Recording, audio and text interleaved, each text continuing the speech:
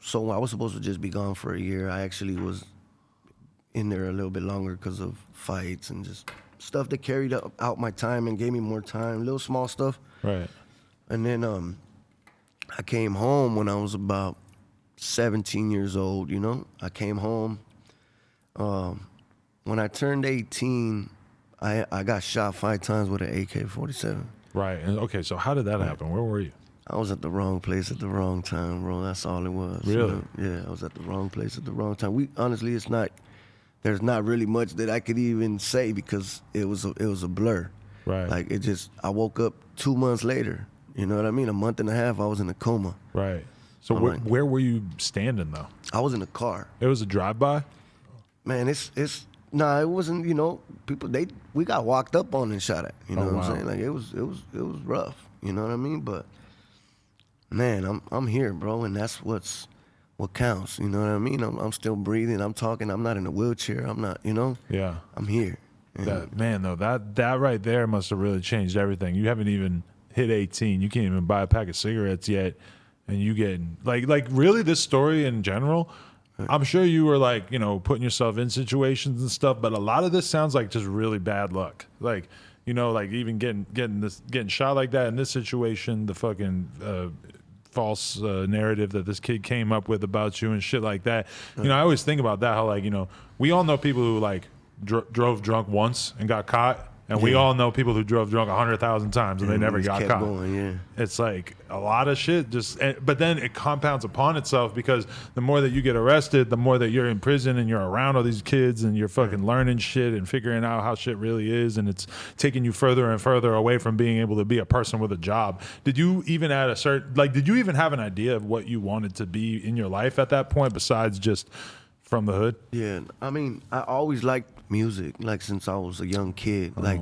Music was just my outlet, you know what I mean? Like if I sat there and listened to some stuff on some headphones, or if we'd be at parties listening to music always just caught my attention. And I knew that I wanted to do music, but I just never took it serious because I was still out there hanging out, you know what I mean? And you didn't know anybody who was in the music industry? Not like that. You know, there was some people in my neighborhood that you know, they did music here and there, but they wouldn't even look our way. Like it was like, okay, these little kids, you know. But now they see us and they're like, oh shit, you're doing the damn thing now. Like, but it happens like that, you know what I mean? Sometimes it's like you got to pay attention to those little guys, you know what I mean? Like I know I do.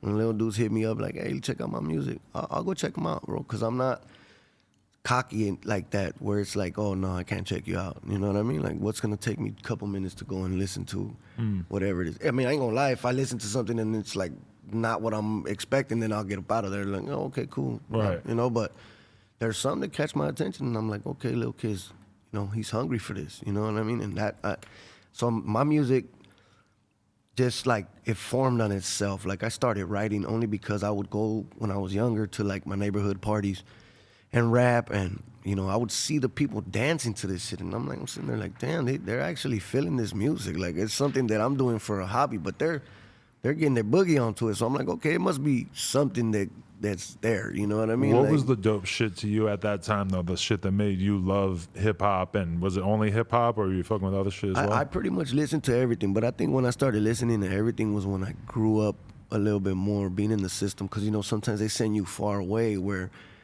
you can't get no radio stations. So the only radio stations you get are playing these chick songs or these other stupid songs. But you listen to some country and shit? Everything. Yeah. Like everything that comes through that you can listen to, it's like, okay, I like this. This bumps, you know what I mean? That's interesting that kind of turned you on to shit you never would have heard otherwise. Never, bro. I would have never even ever thought of listening to any of that music until I was sent places where that's all I can listen to, you know? Once in a while you'll hear a rap song come out and you're like, oh shit, you know, but yeah, it was mainly rap growing up. Like that's all I really listened to was like you know, the old big artists or like local LA dudes that you were looking at. I think I did a little bit of both. Like I would you know, listen to like Tupac, Too Short, Eazy-E, like those artists. But I did have like a selection of certain artists that I'll be like, okay, I like dudes' music. You know, there's a couple of, you know, people like from San Diego, like Mr. Shadow, and you know what I mean? Certain different ones. There was different artists that I would actually sit there and be like, okay, you know what I mean? Like I could listen to this. It was a lot harder to get your shit out there if you were an unsigned underground rapper back then. It was kind of like you had to get a label behind you because people really found out about music from MTV and the radio. And now they got social media to do it for them. Now you can be like the coolest rapper from some neighborhood in LA, and you got 100,000 followers, and there's 100,000 people that know all about you, but nobody else knows who the fuck you are outside of the little LA bubble. That's the struggle, man. You know what I mean? It's crazy. It's just, that's why we just keep pushing and keep striving to get to the next level, you know? Definitely. Okay, so you're writing raps like while you're in prison and stuff too. Are you really kind of like still thinking about this idea as you're locked up and everything? Yeah, because at the same time, you know, we got a lot of free time on our hands. You know, you get locked down or whatnot, you got to stay in your cell. You know, only thing to do basically in there is either work out, you know, bird bath, take a shower basically with your sink right there that you got. You know what I mean? That's got to be a challenge. Yeah, it's a little mess. You got to learn how to do it. You got to learn how to roll up your towels a certain way so the water don't fly off into the tier. You know what I mean? You just roll them up a certain way. Some cells are different, just depending on like, you know, the way they're angled or they're lopsided a little bit. You just got to find out where the water pushes when you're showering. You know? Right. But yeah, I was writing raps while I was on lockdown, and just I kept on. I got stacks and stacks of music that I still haven't recorded out here to today. Like, cause once I got out and I had a phone and I learned how to use the notes, then it was like, okay, I don't need this pen and paper no more. Like I could use this, you know what I mean? But I still have stacks and stacks of music that I wrote while being down, and all of that I feel is gonna come into play. You know what I mean? All of that, cause that's a certain time of my life that's on paper. That's, you know, what's going on with me at the time, at the moment. And you know? held on to all of it? Were you sending it back home, or you just had notebooks in prison? I walked home when I got out of the joint. I came home. You had to walk with home? Duffel bag. No, I got a gate pickup. You know, family came to pick me up. But when I walked out with like these duffel bags that they have for like workout bags, full of music. Really? 2 of them. You know what I mean? Like it was just notebook after notebook after notebook full. Some of them I'll go and read and I'll be like, damn, I wasn't even making sense this day. Like what was I, you know, but it's there. And there's some parts where I'm like, oh, that's what I meant.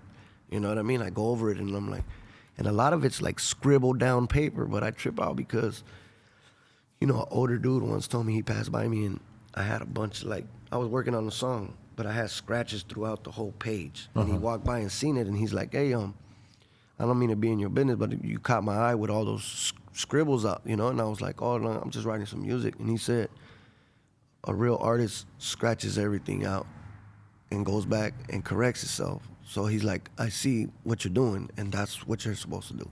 Like, so from then, it's like, I just kept on, because I just kept getting signs, bro. Like, I felt like there was signs from the universe or wherever you want to say these signs came from, but they kept telling me to keep going and don't stop, and that's where I'm at.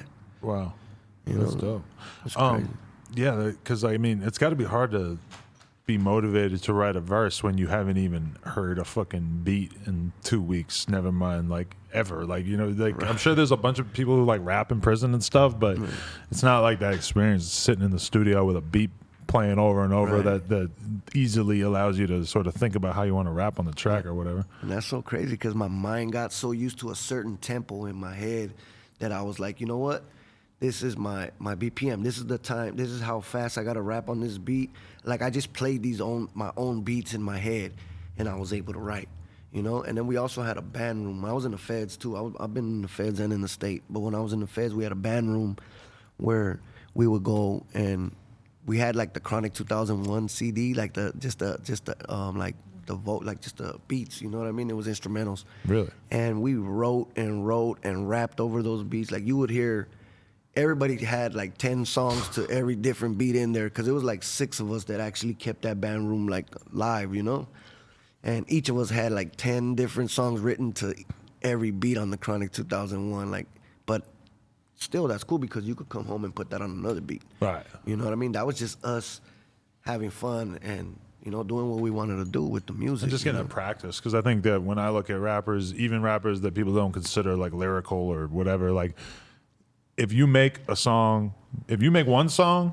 shit probably gonna suck. If you make 1,000 songs, the 1,000th song could suck, but chances are you're gonna keep getting better. It's like anything else. If you just keep doing it over and over, you're gonna get better, or you weren't meant to do this in the first place. Right. That's what I tell my homies. That, you know, I got younger homies that always hit me up like, hey, you know what? I wanna get into the music. Like, what do you got any kind of like advice for me? And I just always tell them, look, bro, you can't get no worse. You're only gonna get better. So just keep with it. Don't give up on it. You know what I mean? That's the main thing, is not giving up. Because I've seen so many, throughout my years that kind of give up on whatever it is that they're shooting for. And it's like, I understand. It feels like it's never gonna pay off. You know what I mean? It really does. It's like we're tired. You know what I mean? We're tired of running at this dream that feels like it's never gonna be there. You know what I mean? But I just feel like there's, there is something out there, and that's my reason that I haven't quit. And I feel like every day I do something productive or I make something happen that encourages me to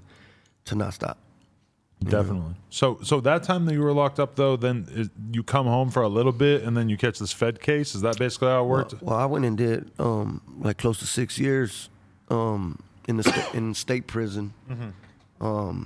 After I came home from doing 6 years, like I got out. I was out for like 2.5 years. But the only reason I was out for 2.5 years because we were already being, watched or whatever and shit. And I ended up getting caught up, bro. And you knew that? Were you like phones tapped we and didn't shit know. like Yeah, that? they had like, phone taps, fucking shit like that. You know what I mean? And I came home and just walked basically into an indictment, bro. Like, ended up going to jail, Were you coming home thinking, I'm going to stay out of trouble and I'm going to change my life now? Or was that even an option to you? Nah, that time when I had barely turned, so I went to jail when I was 18, and I got out when I was gonna be 24 or something like that. So I was still young. I already knew what I wanted to do. I wanted to get home and party and turn up, you know what I mean?